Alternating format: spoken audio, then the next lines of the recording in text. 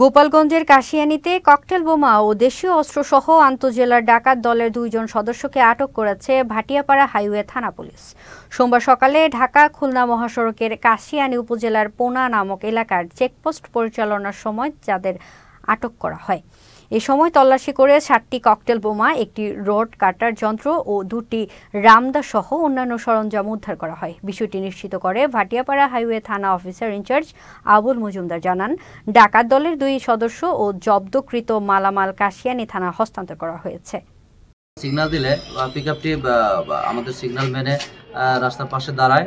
Driver সহ ভিতরে 7 জনের মতো সন্দেহভাজন লোক ছিল। 5 জন খুব অতি দ্রুত আমাদের কাছাকাছি না এসে পলায়ন করে। থেকে 2 জনকে আটক করি। আটক করার পরে তাদের ট্রাক তল্লাশি করে দেশীয় ডাকাতির অস্ত্রশস্ত্র, ককটেল সদৃশ বস্তু, রামদা এবং উক্ত পিকআপটি জব্দ করি।